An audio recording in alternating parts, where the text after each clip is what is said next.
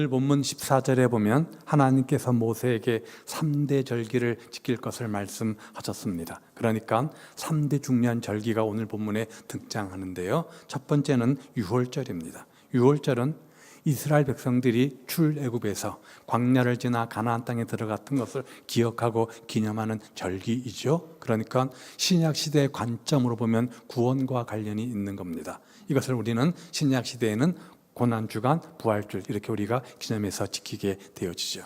두 번째는 등장하는 맥추절입니다. 맥추절.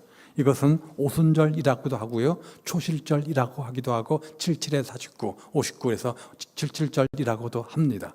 처음 열매, 보리 맥자를 써서 맥추, 보리를 거두었던 첫 열매를 거두었던 것을 기억하고 감사하는 절기가 맥추절인데요. 이것을 신약 시대 지금은 우리가 좀 시대가 바뀌었기 때문에 보리 추수한 첫 번째 곡식 의미도 있지만 전반기 삶을 지키시고 인도하신 하나님의 은혜를 기억하고 감사하는 감사절기로 바꾸어 드리게 되어집니다. 마지막 세 번째가 수장절입니다. 수장절. 1년 동안 지은 농사를 가지고 수장 뭡니까? 창고에 가두었다 그런 뜻이죠. 창고에 거둔 다음 출애굽을 기념해서 바깥에 나가서 초막절, 총막을 짓고 일주일 동안 지켰기 때문에 수장절, 초막절 그렇게 부르기도 하고, 이것이 발전 계승되어서 우리 신약 시대는 추수감사절, 1년 동안 지키시고 도우신 은혜 수확한 것을 기억하고 감사하는 절기로 추수감사절을 지키게 되어집니다. 이렇게 3대 절기가 있는데요, 오늘은 우리가 두 번째 절기인 맥추절을 맞이해서 이 3대 절기의 참된 의미 그리고 그 복이 무엇인지 한번 생각해 보려고 합니다. 맥추절을 비롯한 이 세 가지 중요한 절기를 주님께서 지키라고 했던 그 의미가 무엇일까요? 먼저는 감사하는 생활을 우리에게 강조하는 겁니다. 너는 매년 세 번 내게 절기를 지킬지라. 세 번 아까 말한 3대 절기를 말하는 거죠. 왜 하나님이 1년에 3번이나 감사절기를 지키라 이렇게 말씀하셨을까? 흔히 사람을 망각의 동물이라고 합니다. 하나님의 관점, 신앙의 관점으로 보면 우리는 매 순간순간 하나님께 감사해야 되는 존재입니다. 감사절뿐만 아니라 순간순간 하루 24시간 한 달 매년 순간순간 감사하는 것이 우리 인간의 마땅한 본분 도리이겠죠. 그런데 우리는 어떻습니까? 감사의 제목은 쉽게 망각하고 잊어버리는 우리 아닙니까? 불평할 거리, 원망할 거리는 가슴에 안고 쓴뿌리로 살아가지만 감사할 제목들은 희하고 금방 잊어버리는 것이 바로 인간의 본성 아닙니까? 그래서 망각의 동물입니다. 감사해야 될 존재인 우리가 감사를 자주 잊어버리기 때문에 우리 주님께서 적어도 1년에 3번 정도 감사절기를 제정해 놓고 그때만이라도 다시금 감사를 회복하라 이런 의도로 감사절기를 주셨다 이 말이에요. 구원 주신 것 감사, 먹을 것 주신 것 감사, 지금까지 인도하신 것 감사, 건강 주신 것 감사, 힘 주시고, 여러분 전반기 삶을 살아오면서 좋은 일만 있었겠습니까? 말로 표현할 수 없는 힘듦과 아픔과 눈물도 있었겠죠. 그러나 그럼에도 불구하고 지금 버티고 이 자리에 앉아 있잖아요. 우리 어르신들 천년만년 아닙니다. 조만간 이 자리에 앉고 싶어서 이 자리에 나와 예배하고 싶어도 그렇지 못할 날이 조만간 온다 이 말이에요. 그런데 지금 내가 나이는 들었지만 몸은 아프지만 그래도 내가 지팡이를 들고 왔지만 이 자리에 앉아서 예배 드릴 수 있는 것, 이거 아무것도 아닌 것 같죠? 평생일 것 같죠? 아닙니다. 언제일지 모르지만 조만간 그것도 끝이 있다 이 말이에요. 그런데 그래도 내가 힘들었지만 이 자리에 와 앉아 있다는 것 자체, 이 자리에 와 예배 드리고 있다는 것 자체, 그것이 감사 제목이라 그 말이에요. 시각을 바꾸면요, 불평거리, 원망거리, 아무것도 아닌 것, 당연한 것처럼 여기는 거, 그게 감사 제목 될 수 있습니다. 병원에 가보십시오. 대학병원 가보십시오. 수많은 환자들이 널려 있습니다. 그런데 내가 큰 중병 안 걸려 있는 것, 당연하지만 감사의 제목이 될 수 있다 이 말이에요. 지금도 전 지구상에는 먹을 것이 없어서 지진이 나서 수많은 사람들이 목숨을 잃어가는데 우리는 그래도 뭘 먹을까의 고민이지 없어서 못 먹는 건 아니잖아요. 고기를 먹을까 생선을 먹을까 이런 선택의 문제이지 먹을 것이 없어서 입을 것이 없어서 고민하는 사람들은 거의 없다 이 말이에요. 그러니까 시각을 조금만 바꾸면 당연한 것이 감사의 제목이 된다. 그 감사를 회복하라 이 말이에요. 따라서 우리 믿는 사람들은 감사의 신앙이어야 됩니다. 감사의 삶이어야 된다 이 말이에요. 성경은 감사로 제사 드리는 자가 하나님을 영광롭게 한다. 시편 50편 23절입니다. 아삽이라는 사람이 쓴 시인데요. 감사로 제사 드리는 자가 하나님을 영광롭게 한다. 우리가 감사할 때 그것이 하나님께 기쁨과 영광이 되어진다 이 말 아닙니까? 영국의 유명한 주석가 매튜 헨리라는 분이 계십니다. 이분이 큰 매튜 헨리 주석을 썼는데요. 이분이 이런 말을 했어요. 감사는 산수에서 더하기와 같아서 모든 것에 감사하면 거기에 하나님의 축복이 더해진다. 어떤 일이든지 어디서든지 감사하면 플러스의 축복이 주어진다. 그러나 반대로 원망과 불평은 빼기와 같아서 원망하고 불평하면 있는 것까지 빼앗기고 없어진다. 이런 유명한 말을 했어요. 요즘 주식 가운데 레버리지라는 주식이 있죠. 오르면 2배 오르고 내리면 2배 내리는 거. 그렇죠? 그런 겁니다. 감사하면 할수록 플러스 2, 불평하고 원망할수록 마이너스 2. 감사는 더 큰 감사를 가져온다. 왜? 주님은 우리에게 주님께 들리는, 우리가 어떤 말을 하든 들리는 대로 갚으시는 분이기 때문에 내가 억지로 의지로 감사하면 그것이 주 앞에 들려서 감사의 이유, 감사의 어떤 것이 되고 복이 되어지지만 불평, 원망하면 주님은 그거 들으시고 내 인생 가운데 불평, 원망거리를 더 많이 만들어준다 이 말이에요. 따라서 플러스의 더하기의 축복의 주인공 되려면 감사하십시오. 어디에요? 범사에. 범사가 뭐예요? 좋은 일만 내 뜻대로 내 방법만 될 때만 아니라 내 뜻과 내 방법이 아니라고 할지라도 합력하여 선을 이루시는 분임을 믿는다고 한다면, 하나님의 주권과 섭리를 믿는다고 한다면 감사의 삶을 의지로 고백하시기 바랍니다. 어떻게? 마음으로, 또 입술로, 또 물질로, 삶으로 감사를 구체적으로 표현해 보시기 바랍니다. 또 한 가지 주신 의미는 식물을, 금방 우리 찬양했잖아요. 공중 나는 새를 보라, 들에 핀 꽃을 보라. 먹이시고 입히신 그 주님에 대한 감사입니다. 전반기 삶을 돌이켜 볼 때 나는 이만큼 원했고 이만큼 계획했는데 이만큼 얻기를 원했는데 이만큼 안 될 수도 있고 또 플러스 되어질 수도 있습니다. 그런데 그래도 지금까지 먹이고 입히신 주님을 기억하고 감사하라 이 말이에요. 자, 맥주절은 첫 곡식을 거둔 것에 대한 감사절기라고 했죠. 그렇죠? 그래서 초실절 이렇게 말합니다. 이 말은 주님께서 우리의 먹을 것, 입힐 것을 어떻게 한다는 거예요? 책임져 주신다는 분이에요. 이것을 마태복음 6장에서는 하물며 너희일까 보냐. 무슨 말이냐? 예수님께서 이렇게 말씀하셨어요. 공중 나는 새를 보아라. 들에 있는 불꽃들을 보아라. 길쌈도 안 하고 먹이고 입히지 않는데 잘 먹고 잘 살지 않느냐. 하물며 너희일까 보냐. 너희가 누구냐. 내가 너를 핏값으로 세운 내 자녀 아니냐.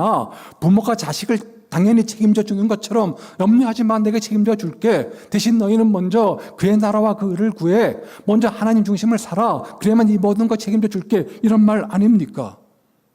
그러므로 우리는 그 하나님의 섭리 인도를 믿고 뭐 해야 돼요? 감사해야 돼요.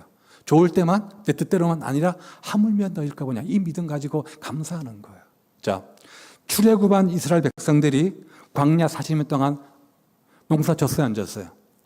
안 졌어요. 매일매일 옮겨 다니는데 유목 생활을 하고 있는데 어떻게 농사를 짓습니까? 먹을 것, 입을 것 없었습니다. 굶어 죽었어요? 기가 막히게 하늘에서 만나라는 것을 내려주시고 샘물에서 반석에서 샘물이 나게 하시고, 뭐 그들이 뭐 좋은 옷, 좋은 신발 신고 나왔겠습니까? 40년 뺑뺑이 도는 동안 그들이 모르겠어요. 구체적으로 언급되어 있지는 않지만 신발 안 떨어졌잖아요. 옷 문제 없었잖아요. 잘 먹고 잘 살았다 이 말이에요. 하물며 너일까 보냐. 그런 믿음을 가져라 이 말이에요. 그것들을 기억하고 감사하는 절기가 뭐라는 거예요? 이 맥주 감사절이라 그 말이죠. 세 번째는, 그러니까 어떻게 해야 돼요? 가장 좋은 것, 처음 것, 가장 좋은 것을 주님께 드리라 이 말이에요. 오늘 15절도 주 앞에 나올 때 빈손으로 나오지 말라 이런 말이 있죠. 15절에도 오늘 신명기 16장 말씀도 똑같은 말씀을 말합니다. 세 번 무교절, 77절, 초막절 3대 절기입니다. 나올 때 빈손으로 나오지 말고 힘대로 드려라. 왜? 하나님은 우리의 이것 최소의 것들을 받기에 합당한 분이시니까. 우리 생명 누가 주신 겁니까? 우리 주님이. 지금 먹고 입고 사는 힘 누가 주신 겁니까? 그 은혜 누가 주신 겁니까? 우리 주님이. 내가요? 내가 열심히 내 지혜로 내 노력으로? 물론 맞습니다. 그런데 그 수고가 헛되지 않도록 뒤에서 모든 각본을 짜시고 모든 것들을 인도하신 분이 누구예요?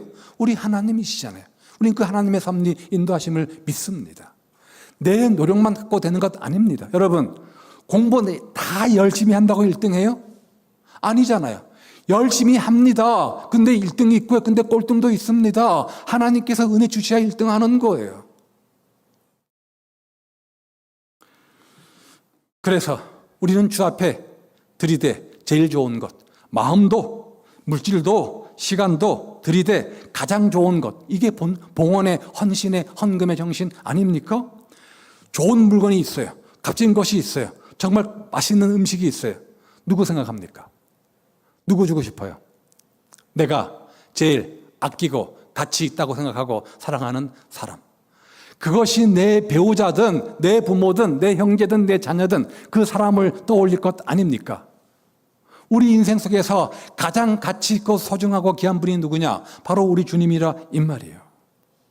애굽에서 430년 종살이 하다가 풀려서 자유인이 되었습니다. 40년 동안 뺑뺑이 돌고 하면서 마침내 농사를 지었습니다. 첫 곡식을 거두었습니다. 손에 쥔 순간 어땠을까요? 벅찬 감격, 일로 말로 다 할 수 없었을 겁니다. 그 순간 모세를 통해서 주신 하나님의 음성이 뭡니까? 처음 열매 곡식 누구 거라는 거예요? 하나님 거라는 거예요. 성경에서 처음 것, 장자의 개념으로 가장 가치 있는 것, 가장 귀한 것, 그런 의미를 가지고 있는 거죠. 하나님은 우리가 하나님께 무언가를 바치기를 원하는데 쓰다가 남은 것 말고 가장 가치 있는 것, 남은 것 말고 없지만 구별해서 가장 가치 있고 소중한 처음 것을 주님께 드리기를 원한다 이 말이에요. 옛날에 처음 직장을 가지고 첫 월급을 타면 부모님의 은혜, 키우시고 먹이고 입히신 은혜를 기억하며 뭐 샀어요? 빨간 내복. 그렇죠? 왜 빨간 내복인지는 모르겠어요. 빨간 내복을 샀습니다. 거기 담긴 정신은 뭐예요? 내가 이렇게 커서 장상해서 돈 벌고 사람 구실할 수 있는 것, 부모님의 은혜입니다. 그 마음을 담아서 감사의 마음을 담는 것 아닙니까? 빨간 내복이 무슨 100만 원 합니까? 비싼 건 아니겠지만 작은 선물이지만 그 안에 뭐죠? 부모를 향한 자식의 감사의 마음이 담겨져 있는 거예요. 이게 처음 것이죠. 첫 월급, 처음 것이죠. 얼마 전 한 청년이 저에게 첫 월급을 타고 그 헌금을 가지고 왔어요. 다 헌금된 다음에 남은 돈을 가지고 왔어요. 자기는 그렇게 배웠대요. 처음 것은 하나님께 주님께 드린 거기 때문에 먼저 헌금한 다음에 남은 돈을 목사님께 드립니다. 정말 바른 정신이라고 생각해요. 처음 것은 주님의 것이에요. 그런 마음으로 드려라. 그런 마음을 회복하는 시간이 뭐예요? 바로 감사절기라 이 말이에요. 우리는 신앙생활하면서 1년에 몇 번 특별 감사헌금을 드립니다. 감사절기를 드리죠. 하나는 맥주 감사절이고 또 하나는 추수 감사절기입니다. 추수감사절기입니다. 이 정신은 뭐예요? 가장 귀한 것, 가장 소중한 것, 주님께로 왔으니 주님께 올려드립니다. 이런 감사의 정신이 그 안에 담겨져 있다 이 말이에요. 그리할 때 어떤 복을 주시는가? 첫 번째는 물질의 복입니다. 많은 복 중에 첫 번째로 물질의 복을 강조하는 이유가 뭘까요? 사람은 물질에 약하거든요. 우리 마음을 주님 품에서 떠나게 만드는 두 가지 요소, 하나는 물질이고 하나는 세상 재미입니다. 하나는 세상입니다. 이 나이에 무슨 세상의 재미 쾌락 그럴지 모르겠지만 여러분 60대, 70대, 아니 50대, 40대 생각해 보십시오. 세상의 재미, 세상의 쾌락, 유혹들이 우리에게 얼마나 달콤했는지 몰라요. 또 한 가지는 물질입니다. 왜? 뭐니 해도 머니니까. 그렇죠? 돈의 유혹들이, 돈의 달콤한 것들이 얼마나 우리에게 크게 다가오는지 모릅니다. 돈 앞에 사람 없습니다. 돈 앞에 신앙도 없습니다. 돈 앞에 예수님도 없습니다. 돈 앞에 믿음도 없습니다. 그런 우리를 아시는 주님께서 먼저 그의 나라와 그를 구하고 감사의 마음을 가지고 살면 주시는 축복이 너희의 양식과 물에 복을 내리고 물질의 축복을 약속하고 있는 거예요. 잠언 말씀도 보면 그리하면 네 창고가 가득히 차고 네 포도즙에 들에 새 포도즙이 넘치리라. 이렇게 약속하고 있어요. 물질의 축복을 말씀하고 있는 거죠. 주님은 이것을 고린도 전서에서 심고 거둠의 법칙으로 말씀해서 설명해 줍니다. 넘겨보세요. 적게 심는 자는 적게 거두고 많이 심는 자는 많이 거둔다. 맞아요, 틀려요? 너무나 당연한 진리 아닙니까? 당연한 진리 아닙니까? 공부해야 결과가 있는 거고, 기도해야 응답이 있는 거고, 심어야 열매를 맺는 거 당연한 겁니다. 많이 심으면 그만큼 확률적으로 많은 열매를 맺게 되는 거고, 적게 심으면 확률적으로 그만큼 적은 열매를 맺게 되는 겁니다. 그러니까 많이 심어. 그런데 심는데 정신, 자세 이거 중요하다. 억지로 인색함으로 하지 말고 힘에 지나도록, 오늘 말씀처럼 힘에 지나도록 자원한 마음으로 해. 그리하면 항상 모든 것이 넉넉해서 넘치게 해줄 거야. 가끔 이런 생각해 봅니다. 하나님은 전능한 분이래요. 하나님은 전지한 분이래요. 모든 것을 할 수 있는 분이래요. 아니, 그런 분이 뭐가 아쉬워서 맨날 근근히 살아가는 우리에게 물질 달라 뭐 달라 이렇게 자꾸만 요구만 하시고 헌신만 요구하는 겁니까? 이 말씀에 근거하면 하나님은 그 물질 빼앗겠다는 것이 아니라, 그 물질 헌신 희생 요구하는 것이 아니라 축복의 통로 도구로 삼겠다는 거예요. 내가 너 사랑해. 너에게 복 주고 싶은데 근거가 필요하다? 이유가 필요하다? 그러니까 네가 물질을 나한테 드리면 그 물질 드린 것을 근거 통로 삼아서 그 헌신 위에 30배, 60배, 100배 축복 주려고 해. 이런 말이잖아요. 이런 말이잖아요. 그러면 내가 주 앞에 내어 드리는 것이 빼앗기는 거예요? 헌신이에요? 손해예요? 희생이에요?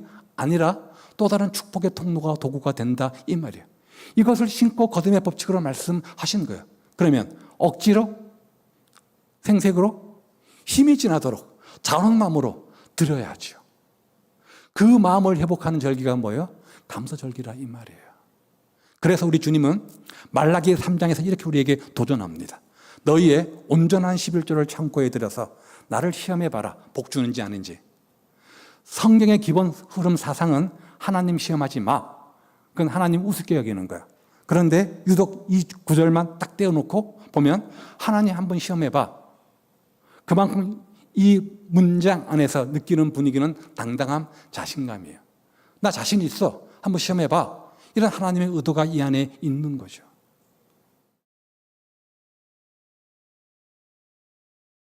흔히 11조를 자꾸만 율법적 개념으로 설명합니다. 율법 중에는 이미 폐하여 없어진 것도 있고 아직 정신으로 남아있는 것도 있습니다. 그렇죠? 11조는요.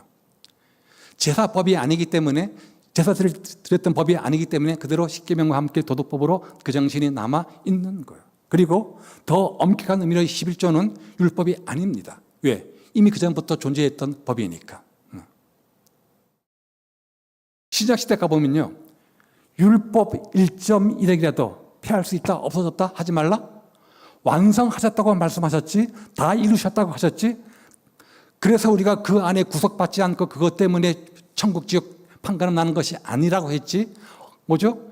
안 지켜도 돼, 이렇게 말씀하지 않으셨다는 거예요. 폐지가 아니라 완성 이루셨다는 거죠.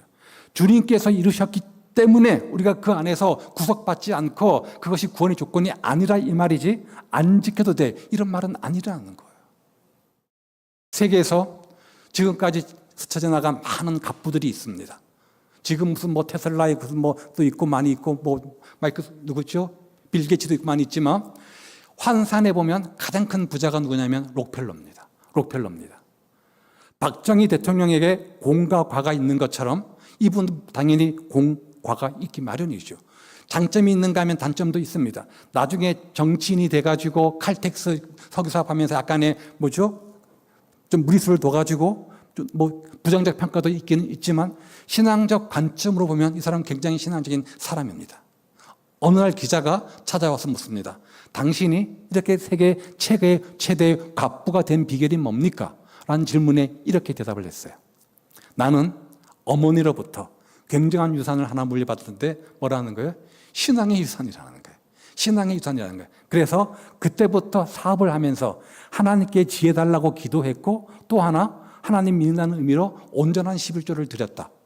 이것이 하나님과 동업하는 것이 되어가지고 하나님과 동업하는 조건이 되어서 하나님이 그런 나를 축복해 주셨기 때문에 내가 이런 갑부가 됐다. 이런 고백을 한 거예요. 나의 나됨은 내 것이 아니라 하나님의 은혜라는 거죠. 98세까지 사셨는데요. 이분이 얼마나 부자였냐면 따로 11조만 따로 계산한 직원들이 있을 만큼 굉장한 갑부였습니다. 그리고 미국의 유명한 시카고 대학, 콜롬비아 대학 등 많은 수많은 대학들을 이분이 그 헌금 가지고 만든 거예요. 그리고 이루 말로 닿을 수 있는 수많은 교회들, 많은 자섭들을 많이 했습니다. 그 비결은 뭐죠? 감사의 마음 가지고 오늘 주 앞에 헌신했기 때문에 그 물질의 복을 받았다 이 말이에요. 두 번째 복은 건강의 복입니다. 너희 중에서 병을 제하리니. 참 이 말을 우리가 극단적으로 해석하면 예수 믿는 사람들은 병 안 걸린다는 말이냐 이렇게 이해하기 쉬운데 그런 말일까요? 그렇지 않습니다. 그렇죠? 예수 믿는 사람도 생로병사 다 겪잖아요. 다 겪잖아요. 그렇죠? 그런데 예수 믿음의 마음속에 뭐가 임해요? 평안이 임하잖아요. 그렇죠? 긍정적 사고가 임하게 되잖아요. 그러면 조금 더 어떨까요? 다른 사람에 비해서 더 건강한 마음, 건강한 몸을 가질 수 있겠죠. 그렇죠? 건강의 복. 예수 믿는 사람도 물론 병 걸리지만 그 안에 뭐가 있다? 하나님의 은혜가 있다 이 말이에요. 세 번째는 내 나라에는 낙태하는 자가 없고 임신하지 못하는 자가 없다. 무슨 복이죠? 자녀가 잘 되는 복이에요. 자녀가 잘 되는 복이에요. 여러분, 내가 자식에게 부모로서 많은 물질의 유산, 많은 유산 못 남겨도 상관없습니다. 대충 얼마나 많은 부모가 몇 사람이나 굉장히 먹고 살 만한 유산을 남길 수 있겠습니까? 그렇지 못합니다. 그런데 한 가지만 할 수 있어요. 뭐예요? 신앙의 유산. 이거 아무것도 아닌 것 같죠? 아닙니다. 내가 내 자녀를 위해서는 신앙의 본을 보이고 믿음의 본을 보이고 적어도 기도할 수는 있잖아요. 이게 주님 보실 때 100억, 200억 남겨주는 것보다 더 가치 있고 귀한 것이다. 제가 한번 예를 들어볼게요. 해병대의 별명이 뭐냐면 귀신 잡는 해병대입니다. 들어보셨죠? 귀신 잡는 해병대. 이분이 창설한 분이 김성은이라는 분인데요. 김성은 장로님입니다. 35살에 해병대 사령관이 별 3개 중장입니다. 되셨고 그리고 그 이후에 7년 동안 국방부 장관을 하셨습니다. 그리고 귀신 잡는 해병대 이런 별명을 만들었던 장본인이죠. 이분이 국방부 장관을 마친 다음에 청와대에서 콜을 받았습니다. 비서실장 좀 해다오. 노. 제가 지금까지는 잘 나라를 섬겼고 앞으로는 내 남은 여생 몸된 교회를 위해서 봉사하고 주를 위해서 봉사하고 교회를 섬기겠습니다. 저희 교회가 다시 중축도 해야 되고 이런 상황이기 때문에 제가 못합니다. 그 교회 목사님이 얼마나 자랑거리였겠습니까? 입만 열면 그분을 자랑하는 거예요. 매일 아침 어른에게 오는 것처럼 무단 인사, 그리고 올 때마다 손에 생선 한 마리 들고 오시고 그렇게 목사님을 잘 섬기고 교회를 위해서 잘 섬겼습니다. 이분만 그랬을까? 그분의 2살 어린 동생 김효운 장로님. 저는 이분을 알아요. 제 나이 때 제가 그분을 만났는데 조금 큰 교회는 교회 앞마당에서 사람들이 모자 쓰고 잠바 입고 뭐 합니까? 주차 관리하잖아요. 그걸 하고 있는 거예요. 어떤 목사님이 저한테 저분 누군지 압니까? 저분이 얼마 전 경찰청장이라는 분입니다. 그 옆에 있는 분은 검찰총장입니다. 60대 중반의 아저씨가 허름한 옷을 입고 웃으면서 주차 관리하는데 그분이 바로 김효원 장로님입니다. 형 못지않은 신앙 믿음을 가지고 있었던 거죠. 이분들이 저 경상도 남도도 시골 촌사람들입니다. 어떻게 배움도 짧고 인맥이나 스펙이 좋은 집안도 아닌데 이렇게 형제가 하나는 우연인데 형제 둘이 이렇게 믿음 좋은 삶이 될 수 있었을까? 간단해요. 엄마의 신앙인 거예요. 엄마의 믿음인 거예요. 마흔도 안 돼서 해병대 사령관 되고 국방부 장관에서 집에 찾아왔더니 엄마가 절대로 교만하지 말고 내가 너 이름을 성은이 망극합니다. 성은을 입었습니다. 그 성은이거든요. 지었을 때는 네가 주의 종이 되어서 주 앞에 쓰임받는 인생 되기를 바랬는데 이제는 글렀겠구나. 삼성 장군이 되었으니까 이제는 그러면 교회 장로님이 되어서 주의 종을 위해서, 교회를 위해서 충성, 봉사, 헌신하거라. 늘 신신당부를 하셨대요. 그 당부를 잊지 않고 두 형제가 믿음의 형제가 된 거예요. 이분은 돌아가셨고 김효은 장로님 지금도 살아계십니다. 90살입니다. 엄마의 눈물 어린 기도, 신앙의 본, 이거 아무것도 아닌 것 같죠? 아닙니다. 내가 복 받으면 내 다음 세대가, 아니면 그 다음 세대가 반드시 복으로 계승되어진다 이 말이에요. 자식을 위해서 신앙으로 살았던 거 어디 안 갑니다. 세상에 공짜가 없는 것처럼 그렇게 눈물로 기도했던 거 반드시 때가 되면 하나님께서 갚아주신다. 믿음의 명문 가문 만들어 주신다. 감사하며, 주 앞에 감사하며 먼저 그의 나라 그를 구하는 삶을 살면 가정 책임져 주신다. 이렇게 말씀하는 거예요. 또 하나 복은, 네 번째, 또 하나의 복은 지경이 넓어지는 거예요. 원수들에게 도망갈 거고, 심지어 왕보를 보내서 물리쳐주고 경계를 늘려주신다. 이렇게 말씀하고 있어요. 능력 받고 하나님 사랑받고 은혜받고 믿음으로 살면 하나님께서 그 삶의 영역들을 넓혀주시는데, 출애굽기 34장 24절 보십시오. 내가 이방 나라를 네 앞에서 쫓아내고, 뭐라고요? 네 지경을 넓혀주신다. 후반기에는 하나님이 우리의 삶의 영역, 지경들을 넓혀주시기를 바랍니다. 물질의 지경, 건강의 지경, 자녀의 지경, 어떤 삶의 지경이든 더 넓어지고 복받는 30배, 60배, 100배의 축복의 주인공들 되시기를 바랍니다. 그러려면 뭐가요? 감사가 우리 안에 체질화되어야 되는 거예요. 감사의 고백이 있기를 바랍니다. 또 하나. 그 복을 주시는데 어떻게 해요? 차츰차츰 점점의 복을 말씀하고 계세요. 제가 송구 영신 예배 때 요셉의 축복을 말씀드렸습니다. 그 복이 뭐였죠? 점점 나아짐의 복입니다. 점점 나아짐의 복입니다. 한꺼번에 왕창 받으면 좋은 것 같지만 아닙니다. 차차 조금씩 받아야지 그것이 진정한 내 복으로 내가 그것들을 승화시킬 수 있는 거예요. 어느 날 로또 복권 당첨된 사람들 나중에 통계 조사해봤더니 다 패가 망신냈다고 하잖아요. 조금씩 점점 나아짐의 축복의 주인공들 되시기를 우리 주님의 이름으로 축복을 드립니다. 그래서 사무엘하 5장 10절에 보면 이렇게 말해요. 만군의 하나님 여호와께서 함께 계시니, 다시 뭐라고요? 점점 강성하여 지니라. 하나님 믿는 횟수가 한 해 한 해 더 갈수록 점점 나아짐의 축복, 점점 잘됨의 축복이 여러분 가운데 있기를 주의 이름으로 축복을 드립니다. 전반기 삶보다는 후반기 삶이, 작년보다는 올해가 더 나아지는 그런 축복의 주인공들 다 되시기를 우리 주님의 이름으로 축복을 드립니다. 또 하나 마지막 복, 보호해 주시겠다. 네가 매년 3번씩 여호와 네 하나님을 뵈려고 올 때 뭡니까? 3대 절기죠. 내가 네 땅을 탐내지 못하게 해줄 거다. 아무도. 자, 예루살렘 성이 있고요. 다 흩어져 살 것 아닙니까? 절기가 되면 모든 남자들이 예루살렘으로 올라와서 성전에서 제사 예배를 드려야 됩니다. 그러면 내가 올라와 있는 동안 내 고향은요, 어린 자녀들, 아낙네들, 노인들밖에 없는 거예요. 누가 지켜요? 그때 적들이 쳐들어오면 어떻게 되는 거예요?